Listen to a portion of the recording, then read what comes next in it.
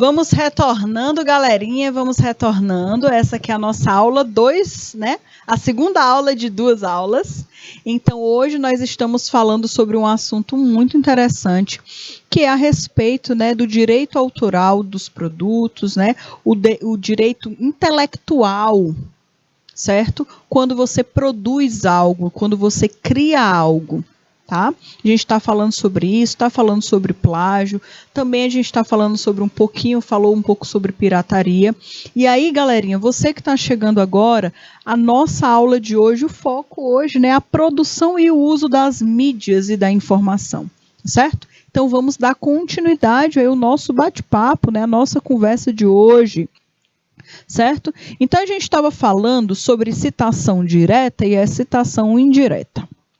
Sobre a citação direta, nós temos alguns pontos específicos. Primeiro ponto, transcrição textual dos conceitos do autor consultado. Utiliza as próprias palavras do autor. A transcrição é literal e textual de parte da obra do autor, né, consultado. As citações diretas, com até 3 linhas, devem aparecer no texto incorporadas ao parágrafo e entre aspas duplas, né? Com indicações das fontes de onde foram retiradas, com o número da página. Então, olha aqui, galerinha. Isso aqui é algo muito importante. Às vezes, vocês podem estar lendo uma obra, vocês podem estar lendo um livro, e aí vocês enxergam que uma parte do texto está entre aspas duplas. Às vezes, ele está até em itálico, um pouquinho, né, para o lado. Isso, e aí tem o nome de uma pessoa e tem o ano.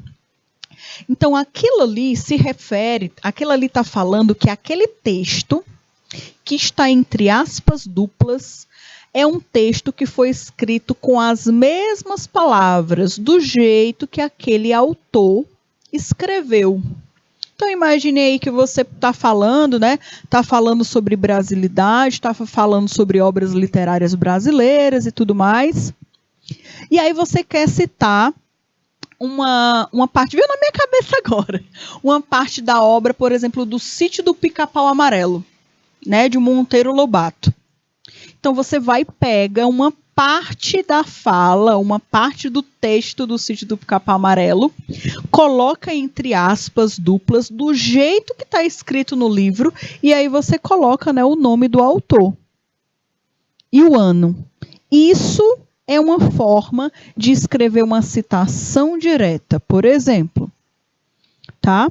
Então, galerinha, isso daqui a gente não está modificando nenhuma vírgula do que o autor escreveu, certo? Então, aqui no texto, a chamada... esse daqui é um texto, né, que explica uma forma de se criar aí a citação direta. Mas como eu já dei o exemplo para vocês do Monteiro Lobato, é a mesma coisa, tá bom? Então, olha aqui, a gente percebe, ó, que daqui, né, até o final dessa outra aspas duplas, todo esse texto ele foi escrito exatamente igual ao autor Lopes escreveu.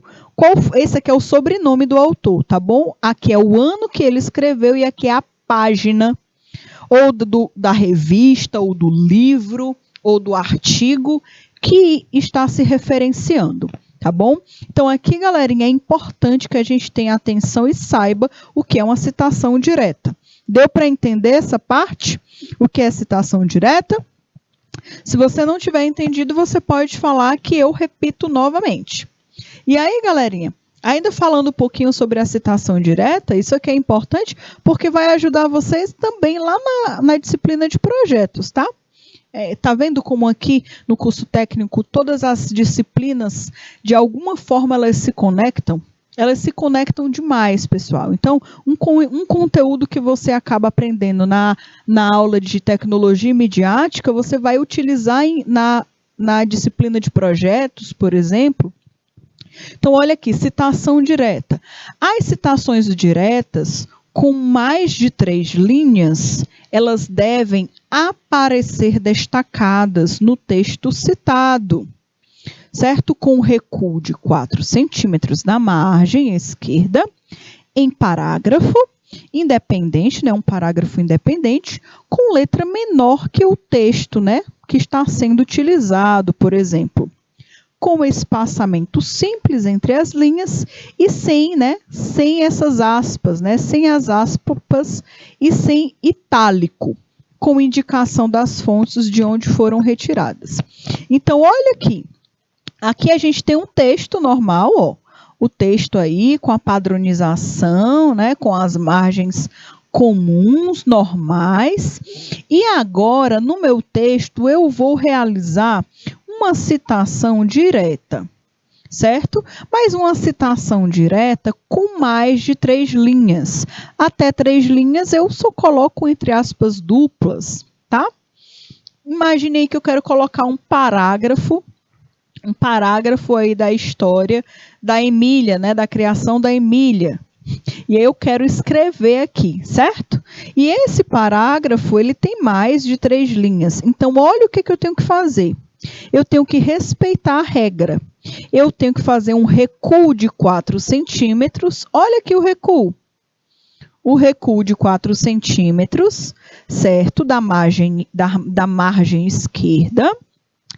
Esse meu texto, que ele vai ficar aqui, ó, ele precisa ter uma fonte menor do que o meu texto normal.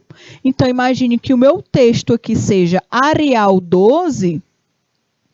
Arial 12. Na minha citação, por exemplo, eu vou colocar Arial 10. Só um exemplo, tá? Porque, às vezes, nos artigos ou nas revistas, ou em qualquer projeto que você for criar que tenha um tema, que tenha um layout, ele te diz qual é a fonte, qual é o tamanho.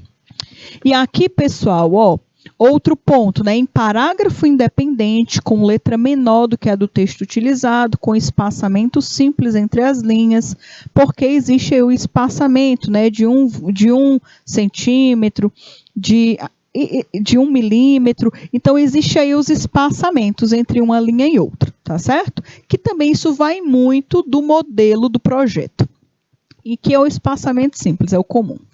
Então, percebam que ele tem um local destacado. A gente olha para a estrutura desse texto e a gente já sabe que essa parte verde que eu estou pintando aqui para vocês, ela é diferente. Ela é uma parte diferente do texto, certo? Ó, processos de negócios, né? Aí aqui vem falando sobre todo o texto citado e no final vem falando o quê? Vem falando o autor. É comum, é padrão praticamente que a gente utiliza sempre o sobrenome, tá? E aí, pessoal, a gente utiliza, né, o ano e o número da página, certo? Ok? E aí, galerinha, essa é uma das estruturas, né? Outra estrutura da citação direta. Certo? A citação direta, uma característica dela é que você precisa utilizar a mesma escrita do autor, o mesmo texto. O mesmo texto do autor você tem que utilizar. Na citação indireta já é algo um pouquinho diferente. É a transcrição das ideias de um autor, usando as próprias palavras. Então, eu estava citando aí, eu estava dando como exemplo a história aí do Sítio do Pica-Pau Amarelo. Eu não sei por que isso veio na minha cabeça, né? Mas veio na minha cabeça e eu estou dando o exemplo para vocês. Aí vocês me falam, não conheço, né? Pelo amor de Deus, todo mundo conhece a história do Sítio do Pica-Pau Amarelo, pelo amor de Deus. E aí, galerinha, o que acontece?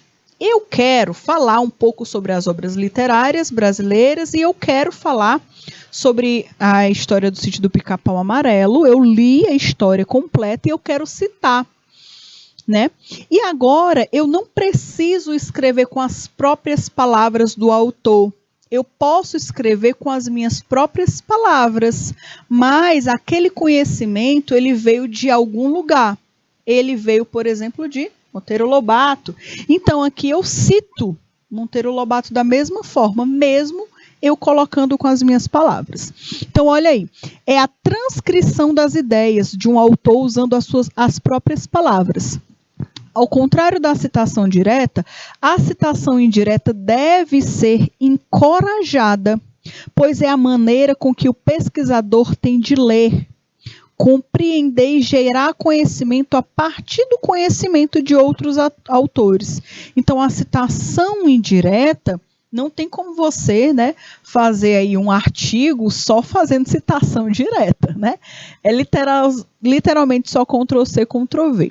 Quando você faz uma citação indireta, você precisa ler algo, você precisa compreender aquela informação e conseguir repassar aquela informação, talvez com outras palavras, de outra forma, certo? E isso daqui é uma citação indireta, tá? Gerando conhecimento a partir do conhecimento de terceiros, de outros autores. E aí, galerinha, né? Existe aí algumas formas de nós realizarmos essas citações. Nós temos a citação no início do texto, segundo Jorge 2000, por exemplo, né? A existência de uma energia eletromagnética e invisível foi relatada, né, por Clerk Maxwell em 1873. Ainda segundo o autor citado, foi elaborada a teoria de que, independente de um condutor sólido, as ondas eletromagnéticas propagam-se no espaço. Então, imaginem que eu escrevi esse texto, bem aqui, esse parágrafo. Imaginem que foi eu que escrevi esse texto. Quem fez esse texto, quem escreveu esse texto, fui eu. Só um exemplo. Porém, quem é o responsável por essas informações, quem pesquisou, quem criou essa estrutura dessas informações, no material que eu li, que eu estudei, foi o Jorge.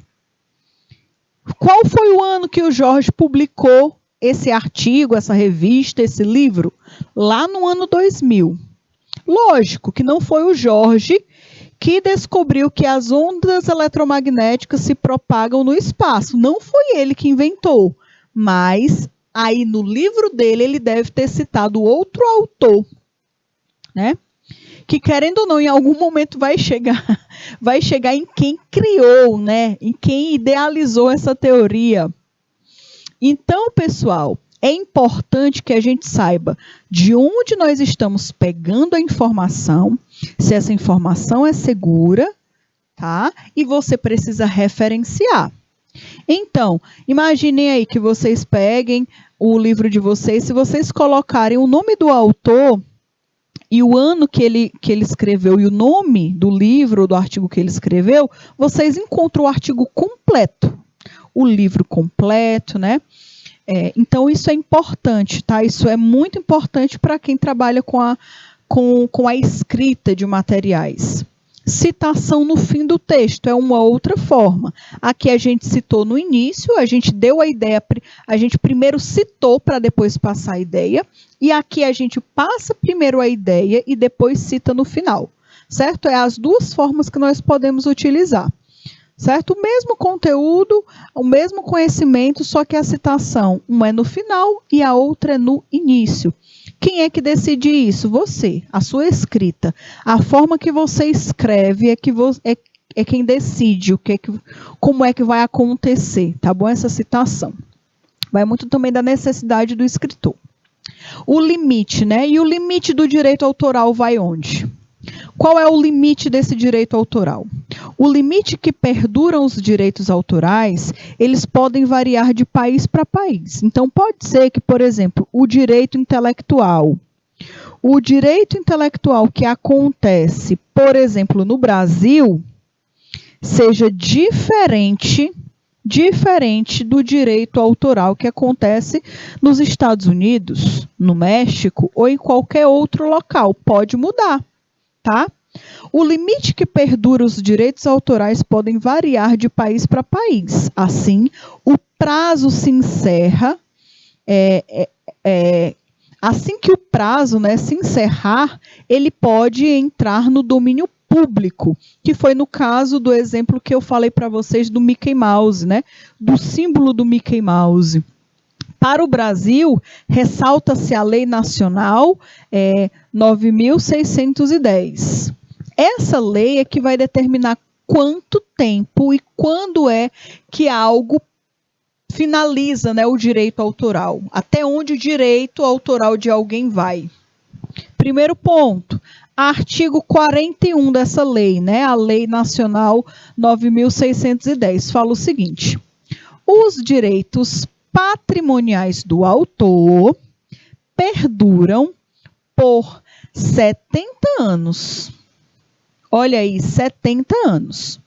Contados 1º de janeiro do ano subsequente ao de seu falecimento, obedecida a ordem sucessória da lei civil. Parágrafo único. Aplica-se às obras póstumas o prazo de proteção a que alude, né, este artigo. Então, aqui, pessoal, o que acontece? Então, imagine que uma pessoa cria uma obra literária, e aí, durante 70 anos, é direito dele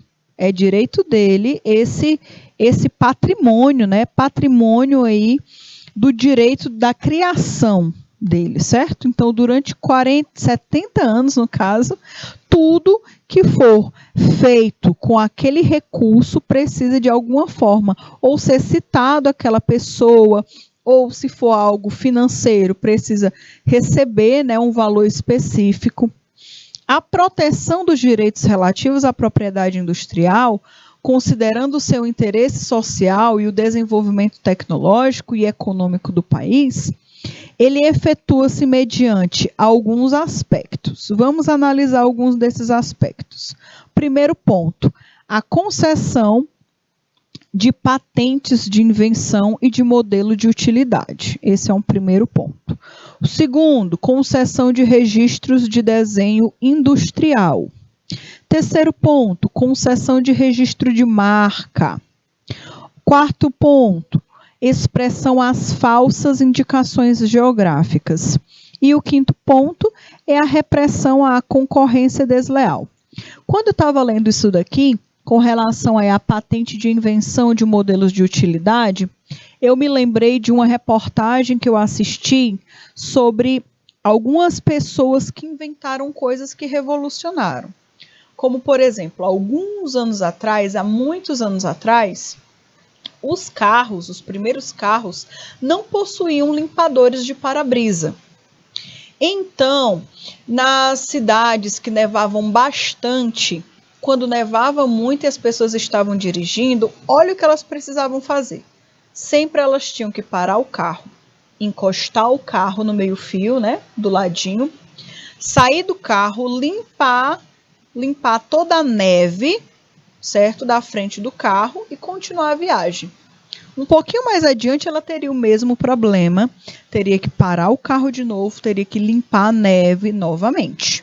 Por exemplo, imaginem aí no dia de chuva, né? Eu acho que nem saíam de casa. Então, certo dia, uma moça vocês vão me perdoar que eu não me lembro o nome dela, sou péssima de lembrar nomes. Feições não, se eu ver vocês uma única vez, eu nunca mais vou esquecer do rosto de vocês. Agora o nome, eu sou péssima. E aí, galerinha, essa mulher, por uma necessidade dela, ela pegou uma arte de ferro, né, uma estrutura de ferro, pegou como se fosse uma esponja, colocou na ponta dessa arte de ferro, e ela colocou tipo como se fosse um barbante por dentro do carro, e de alguma forma, toda vez que ela precisasse limpar a parte da frente do carro, ela só puxava, e ela, né, e essa estrutura subia e descia e tirava a neve. A partir daí, esta criatura, resolvendo um problema dela, ela tinha acabado, né, de idealizar, de pensar em uma das maiores invenções aí para a área automotiva, que é o limpador de para-brisa. Ele é muito importante. Só quem dirigiu já na chuva e precisou usar muito limpador de para-brisa sabe a importância. Então, pessoal, por uma necessidade. E aí, lógico, né, foi melhorando, foi patenteando, empresas, eu não Se eu não estou enganado, foi a Ford que comprou o direito da utilização e aí depois se modernizou. Outra pessoa que ganhou muito dinheiro criando um modelo, um projeto, um desenho, né, de modelo de utilidade, foi a pessoa que inventou aquele, me esqueci o nome, meu Deus do céu, fugiu o nome da minha cabeça, aquele que a gente coloca o arroz dentro, escoador de arroz. Olha, tô me esquecendo de tudo, meu povo. Aí vocês podem falar, eita, professora, não sabe de nada de cozinha, nem cozinha. Mentira, eu cozinho bastante, sabe? Eu gosto de cozinhar demais. Faço tudo, mentira, sei fazer algumas coisas, porém eu tenho dificuldade com o nome, eu já falei para vocês. Então é o escorredor, meu povo, é escorredor. Escoador, o pessoal aqui da gravação tá falando que é escoador. Eu conheço como escorredor. Escorredor de macarrão. Aí, ó, não sei como é que é chamado esse produto na cidade de vocês. Eu me lembrei agora que é escorredor de macarrão que eu conheço, né? Então, a criatura que inventou o escorredor de macarrão ficou muito rica. Muito, muito, muito, muito, muito rica. Com certeza foi uma dona de casa. Foi uma mulher também que inventou, tá? Que tinha necessidade, ela inventou. Ela inventou e depois, né, lógico, se popularizou. E aí, ó, com certeza vendeu a patente desse produto, ficou com muito dinheiro, né? Ganhou muito dinheiro com relação a esse produto. Por quê? Porque ela patenteou o produto, ela patenteou a criação dela. E aí, ó, mesmo que seja centavos, imagine aí que se a pessoa ganha 5 centavos por cada produto vendido. Mas imagine um produto que é vendido mundialmente. Meu povo, é muito dinheiro. Então, muita gente trabalha com a parte de patente, certo? Com criação de produtos. Tá? Então, aqui está falando, né, que todos esses recursos, alguns desses que eu dei o exemplo, eles também entram nessa lei de propriedade intelectual. Eu agora foi passada como é que eu me esqueci do nome do escorredor de macarrão. Olha, eu acho que eu estou precisando de vitaminas. Quais são as vitaminas boas para a memória? Né? A minha mãe que falava ômega 3, né? Comer sardinha. Eu acho que eu estou precisando disso. Outro ponto, aplica-se também o disposto lei, né? Nesta lei, ao período de patente ou de registro proveniente do exterior e depositado no país, no caso, por quem tenha proteção assegurada por tratado ou convenção em vigor no Brasil. Os nacionais ou pessoas domiciliadas em país que assegure aos brasileiros ou pessoas domiciliadas no Brasil a reciprocidade de direitos iguais ou equivalentes. Então, aqui também está falando das disposições dos tratados em vigor no Brasil, que também são aplicadas de forma de igualdade, né, de condições, às pessoas físicas e jurídicas, nacionais ou domiciliadas no país, certo? Então, consideram-se bens móveis para os efeitos legais os direitos também de propriedade industrial. E aí, galerinha, a gente está falando de direito, está falando sobre patente, está falando sobre direito intelectual, está falando sobre vários pontos específicos, né? Olha, pessoal, eu vou dar uma pausa bem aqui que o pessoal está falando, né?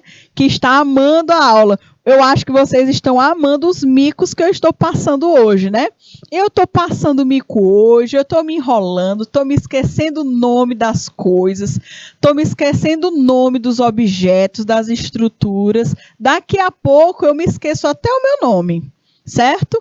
Daqui a pouco eu estou desse jeito. Então, olha aqui, pessoal.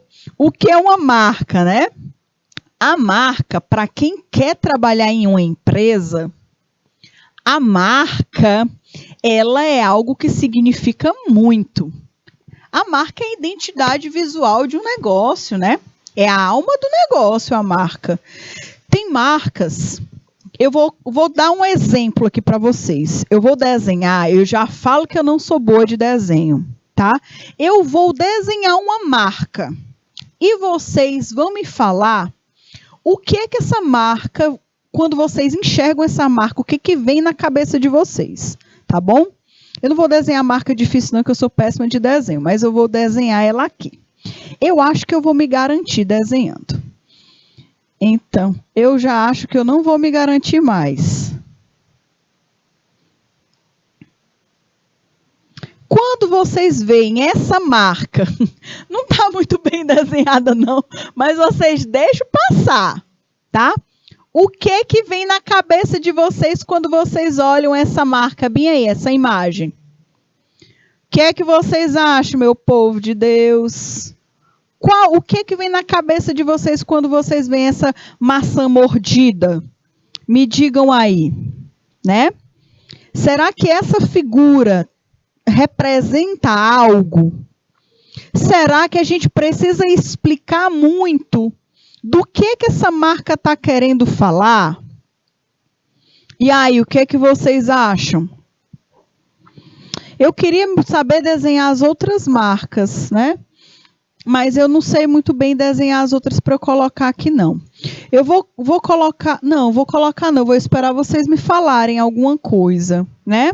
Deixa eu dar uma olhadinha. Alguém respondeu? O que é que vocês conhecem dessa marca? Essa imagem aí. A minha intenção foi colocar uma maçã mordida, tá? Então, só para falar para vocês, isso aqui é uma maçã mordida, quem não entendeu o desenho. Então, turma, essa marca por si só, ela tem um significado muito grande, porque a empresa que criou essa marca, ela soube desenvolver a sua imagem. Tá bom? Deixa eu dar uma olhada aqui, né? Ó, pessoal, é uma marca de celular, exatamente, é uma marca de celular. Então, olha aqui, galerinha. Essa maçã mordida, a gente pode, em qualquer local do mundo que tenha acesso, pelo menos, à internet, a um pouquinho mais de contato com recursos tecnológicos. Não é um conteúdo tão disponível, mas isso daqui refere-se à Apple, tá? É uma marca que representa a empresa Apple. É uma das grandes empresas aí revolucionárias que hoje a gente conhece muito através dos celulares, dos iPhones. Porém, a vida dessa empresa começou com o diferencial dos computadores. Essa empresa ela é marcada pela sua inovação nos produtos. Então, ela foi responsável, teve um papel muito importante na história dos computadores, tá? A gente até conversou sobre isso. Então, pessoal, essa marca aqui, se a gente colocar uma maçã comum, não, ok, mas uma maçã mordida, as pessoas vão se referir à Apple, porque é uma estrutura de marca, certo? Agora, imaginem aí uma empresa que pega essa marca, que é da Apple, e utiliza essa marca de forma indevida. Dá uma confusão tão grande, mas vamos entender aqui o porquê, né, que isso acontece. Marca é um sinal, é um distintivo cujas funções principais são identificar a origem e distinguir os produtos ou serviços de outros idênticos, semelhantes ou afins de origem diversa. Então, se você pega vários celulares, coloca na mesa, emborcado, os celulares que tem uma maçã atrás, você vai saber que é da Apple. Porque eles trabalham de uma forma muito significativa a marca deles, tá? É um grande diferencial também de marketing que eles possuem. De acordo com a legislação brasileira, são passíveis de registro como marca todos os sinais distintivos, né, visualmente perceptíveis, como compreendidos nas proibições legais, conforme dispostos, né, na lei, no artigo 122 da lei 9.279/96, ok? E aí, galerinha, toda empresa que cria a sua marca, ela precisa patentear. Porque vai que outra empresa cria uma outra empresa, né? Vai que uma pessoa cria outra empresa e coloca o nome da empresa da mesma da sua empresa. E por coincidência cria a mesma logo, a mesma imagem, e por coincidência tem as mesmas cores. Ou seja, criou uma cópia, né, da tua marca, do nome da tua empresa, com as mesmas cores, com as mesmas texturas. E aí, o que é que você vai fazer para comprovar que foi você que criou aquela marca? Se você não patenteou, não registrou que aquela marca é sua. Então, isso é importante, né? Isso é importante também. Então, quando você vai criar uma empresa, é algo que as pessoas que trabalham com marketing, eles focam muito na criação da marca, da criação visual da marca.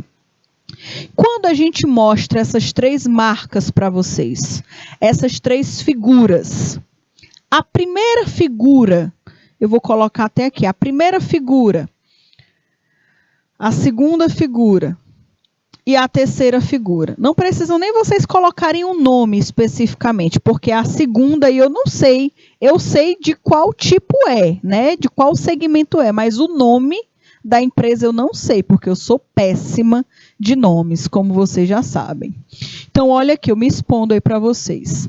A primeira, só em olhar a gente sabe que está relacionada à TV, à televisão. A segunda, só de olhar, a gente sabe que está relacionado à área automotiva, que eu não sei o nome, mas, né? A terceira, a gente conhece, que é uma marca que refere-se a um banco. Nenhuma dessas 3 imagens tem um nome delas, só tem uma imagem, uma figura. Só que essa figura representa muita coisa. Representa toda a bagagem dessa empresa. A imagem por si só já fala muito. Então, já imaginaram se uma empresa pega o símbolo do Banco do Brasil e utiliza ele em qualquer outra coisa? Com certeza essa imagem, essa figura, ela é patenteada. Imaginei que um outro banco concorrente utilize o símbolo do Banco do Brasil. Ia ser uma confusão tão grande de marca, né?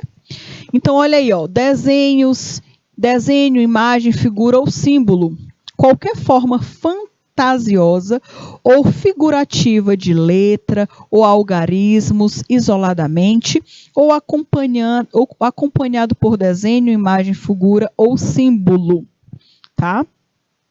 Palavras compostas por letras de alfabeto distintos da língua vernácula, tais como hebraico, cirílico,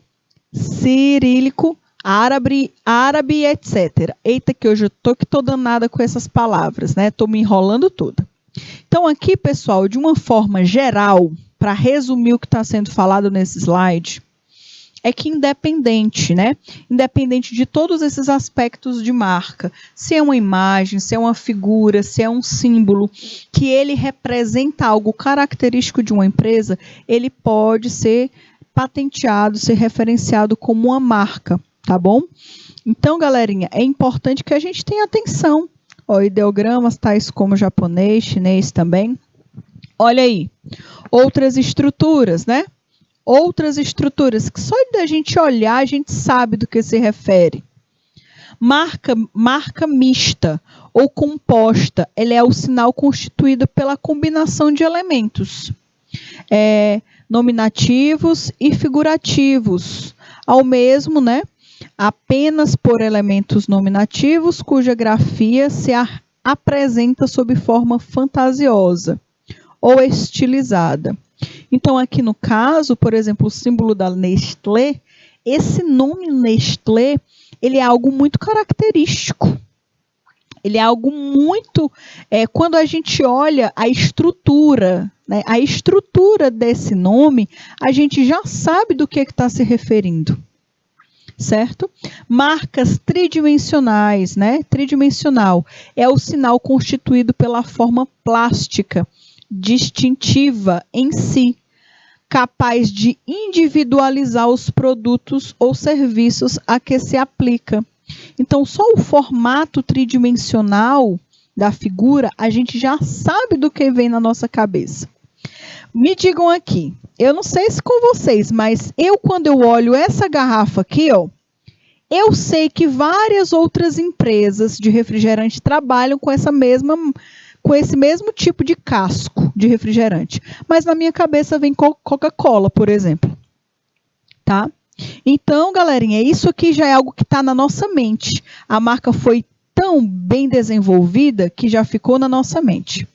E aí, turma, eu trouxe para vocês também algo importante. Algo aí para vocês pensarem um pouquinho.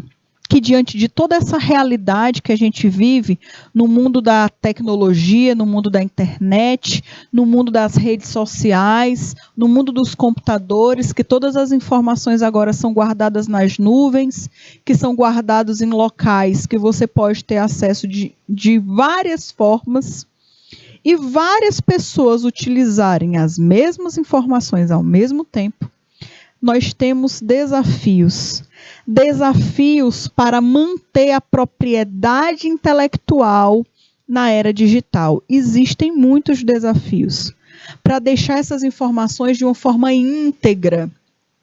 Certo? Então, olha aí. O primeiro desafio é a rede mundial de computadores. É só isso, né? É só isso o desafio. É só a rede mundial todinha de computadores. É o primeiro desafio. E um desafio muito grande. Tá? Muito grande. Não é pouca coisa, não. O segundo desafio que nós temos aí nas propriedades de manter uma propriedade intelectual na era digital é a facilidade que essas informações possuem da reprodução da obra corromper barreiras naturais, né? A facilidade de reprodução da obra corrompe barreiras naturais. A facilidade da reprodução da obra corromper barreiras naturais. Então, antigamente, imaginem aí que um autor escrevesse um livro. E esse livro, ele passava para uma editora, uma gráfica específica.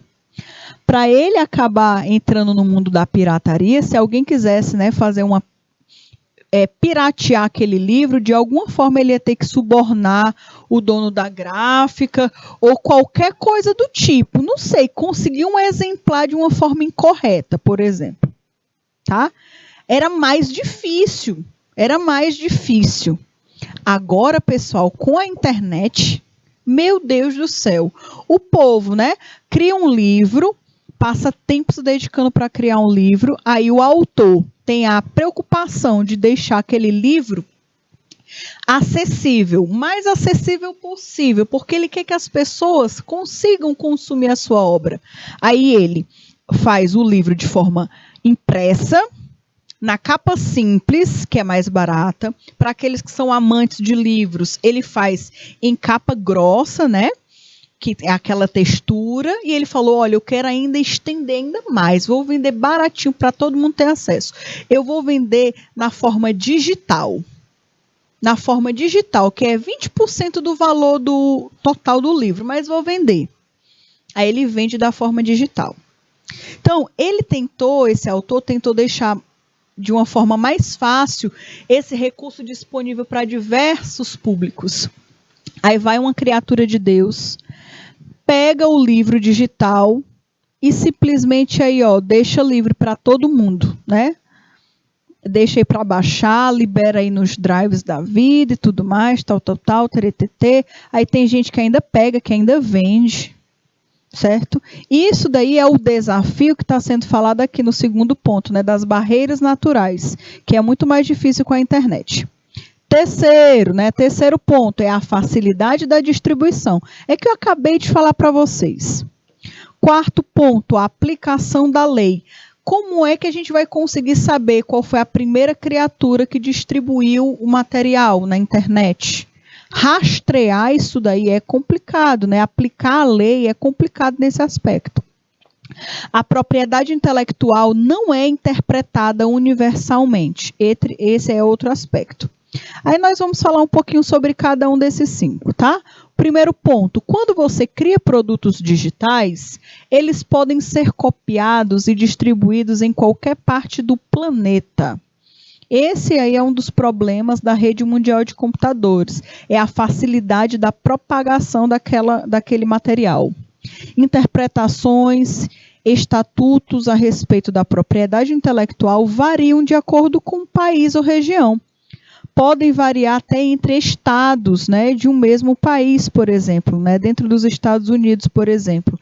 Então, dentro dos Estados Unidos, dependendo do estado, algumas leis são totalmente diferentes, por exemplo. A facilidade de reprodução da obra corrompe barreiras naturais. Tradicionalmente, os direitos à propriedade intelectual, eles tinham diversas barreiras naturais que ajudavam justamente a minimizar essas possibilidades, né, de reprodução indevida. Reproduzir uma obra era difícil, era caro, pois eram obras físicas, de papel, de tinta.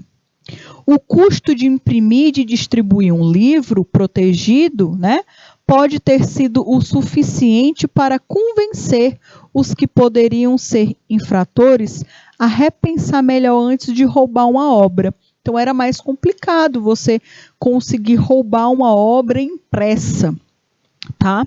Agora, com os aspectos digitais, para piratear, por exemplo, um filme, copiar e compartilhar um DVD, também resultaria aí um produto, né?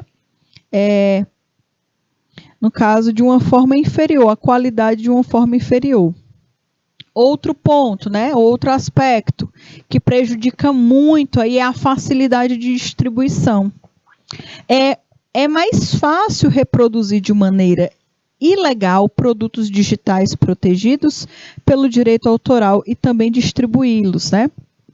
Outro ponto, milhares de cópias do seu produto digital podem ser enviadas ao redor do mundo com clicar de um botão. E a proliferação das mídias sociais apenas piora esse problema. Então, averiguar quem foi que fez o quê é complicado, né? E aí, outro aspecto, pessoal, é a propriedade intelectual. Não é interpretada universalmente. Por exemplo, né, a tecnologia, especialmente nos dias de hoje, ela pode estar aí um passo à frente da lei, tentando aí de alguma forma burlar, né? Antes da era digital, o esforço para aplicar a lei de propriedade intelectual já era muito complexo, né? Antes aí dessa era digital, antes de tudo poder ser transmitido por um clique de um botão, de uma tela, já era complicado quando era tudo físico, né? Já era difícil. Imagine agora, na era digital. Agora, com o potencial de anonimato que a internet trouxe, pode transformar os infratores em praticantes fantasmas. Então, você não consegue mensurar quem foi que fez o quê. Né? Quem foi que fez? Quem foi que copiou? Quem foi que distribuiu? Qual foi o site que teve? Qual foi o site que lançou primeiro aquele produto pirateado? Quem? É mais difícil de fazer esse controle, tá, pessoal? De realizar esses testes. Outro ponto importante, que é outro desafio que existe aí no mundo, né? A propriedade intelectual, ela não é interpretada universalmente. A lei de propriedade intelectual, ela é uma das áreas mais fluidas do direito, né, que existe. Está em constante mudança e atualização para tentar acompanhar as novas tecnologias, bem como, né, a jurisprudência ou até mesmo o compromisso relacionado à indústria. Então, de acordo também com a forma que as tecnologias vão surgindo, vão se dissipando, a lei também relacionada à propriedade intelectual, que pode acabar sendo prejudicada com essas tecnologias, precisa também ir mudando, né, a forma de avaliar esses problemas. Pergunte para 2 especialistas em propriedade intelectual o que cada um pensa, né, sobre o assunto específico, né? existem chances de você ter duas interpretações bem diferentes. Porque vai depender muito, né, da opinião e da realidade de cada um deles, tá certo? Vixe, aqui já está mostrando aqui é a resposta, né? Ah, mas eu não vou deixar também fácil para vocês, não. Vocês esperem bem aí, tá? A gente vai começar a fazer algumas questões. E aí vocês vão me dar aí 1 minutinho, certo? Rapidinho, vocês podem ler o texto, tá? 1 minutinho. E aí já já a gente retorna para a gente dar continuidade ao nosso bate-papo, a nossa conversa, tá certo? 1 minutinho aí para vocês.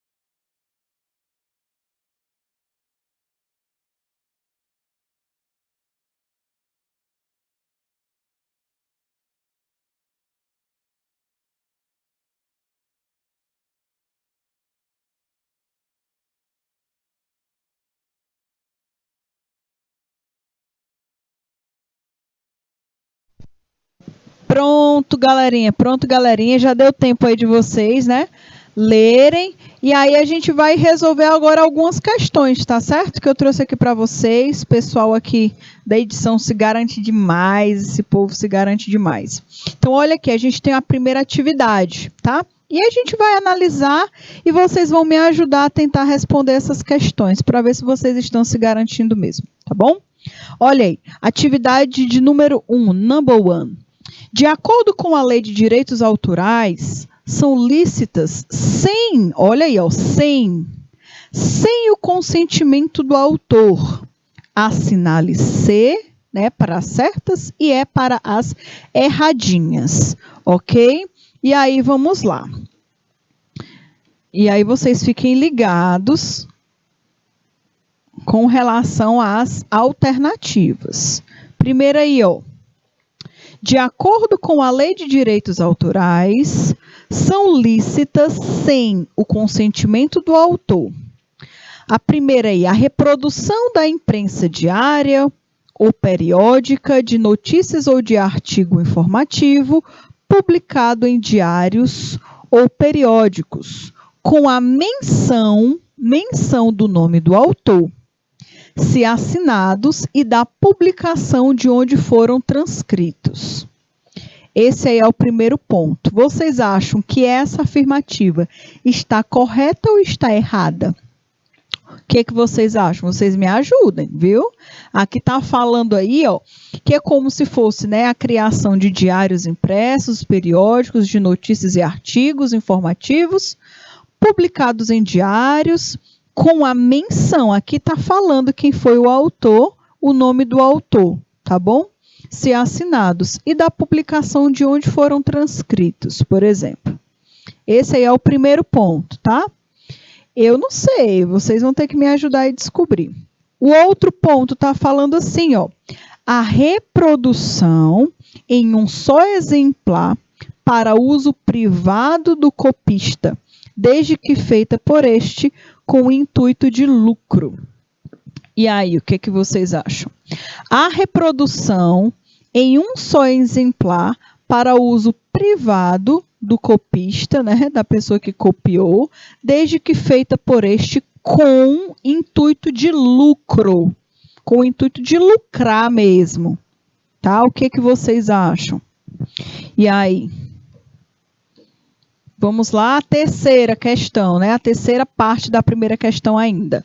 A utilização de obras literárias, artísticas ou científicas, fonogramas e transmissão de rádio e de televisão em estabelecimentos comerciais, exclusivamente para demonstração à clientela, desde que esses estabelecimentos comercializem os suportes ao equipamento que permitam a sua utilização. Então, imaginei aí, por exemplo, né, que uma empresa, que um barzinho, um restaurante, esteja utilizando o nome da Coca-Cola, mas a Coca-Cola, por exemplo, é um dos fornecedores, né? Quarta, a representação teatral e a execução musical, quando realizadas em público ou para fins exclusivamente didáticos, nos estabelecimentos de ensino, havendo em qualquer caso intuito de lucro. E a quinta fala assim, ó, são livres as parafrases e paródias que não forem verdadeiras reproduções da obra originária, nem lhe implicarem descrédito. Esse aí é um outro ponto, né? Vamos aí dar uma olhadinha o que é que está querendo se referir. Então, a gente agora vai verificar. Por exemplo, o gabarito, né? Olha aí, a primeira,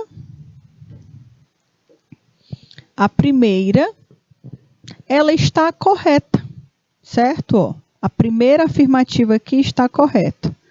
A reprodução da imprensa diária ou periódica de notícias ou de artigos informativo publicado em diários ou periódicos com menção do nome do autor. Aqui está falando que imaginem que você está escrevendo alguma revista, alguma publicação, mas que você está utilizando a informação de alguém, só que você diz quem foi que escreveu. Você está dando crédito àquela informação para o autor. Por isso que aqui está correto, tá? Né? Quando é que pode, né? Quando é que pode utilizar sem o consentimento quando você referencia, né, a criatura. Tá bom? Então, essa daí está correto. Segundo ponto, por que aqui está errado? A reprodução em um só exemplar para uso privado do copista, desde que feita por este com o intuito de lucrar. Então, eu falo assim, olha, é o seguinte, eu quero a cópia, é só uma cópia que eu quero aí do filme do Thor, né? Só quero uma cópia dele, só uma cópia. Não quero muitas, não. Consegue uma cópia aí, um pirata? Mas não se preocupa, não. Eu quero só uma cópia, um exemplar que eu quero vender. Tipo isso, por exemplo. Pode? Não pode, é errado. Tá? Dei um exemplo aí do tópico 2, para vocês entenderem do que está se referindo. E aí, pessoal, nós temos aí a terceira, né? A terceira fala que está correto. Por quê? A utilização de obras literárias, artísticas, científicas, fonográficas e transmissão de rádio, né? Com foco de quê? Desde que esses estabelecimentos comercializem os suportes ou equipamentos que permitam a sua utilização. Então, imagine que uma empresa, que um restaurante utiliza na sua fachada o símbolo, por exemplo, da Coca-Cola. Só que ele pode utilizar o símbolo da Coca-Cola porque a Coca-Cola é um parceiro do restaurante. E com certeza a Coca-Cola liberou para ele usar, então pode, por isso que está correto. Tá? A terceira. A quarta. A representação teatral e execução musical, quando relacionados em público ou para fins exclusivamente didáticos. Até aí, ok. Né? Mas nos estabelecimentos de ensino, havendo em qualquer caso o intuito de lucro, quando normalmente só é a fins educativos, tá? Educativos é liberado, mas quando tem o intuito de lucro, sem autorização não pode, tá? Sem autorização do autor não pode, ok? E aí a quinta está correta, né? Porque são livres os parafrases e paródias, né? Então, tudo quando se fala de paródia, parafrases, a gente já viu anteriormente que é liberado. Lógico, né? Que de alguma forma, né? Acabem não prejudicando a obra original, por exemplo. Certo? Então, turma, aqui a gente conseguiu analisar algumas questões, né? Do que é o correto, do que não é correto, com relação ao uso de imagem, ao direito, né? Ao direito de algo que foi criado por alguém. Então, galerinha, a nossa aula está finalizando por aqui. Espero que vocês tenham gostado. Um forte beijo, um forte abraço e amanhã a gente se encontra novamente. Tchau, tchau, galerinha!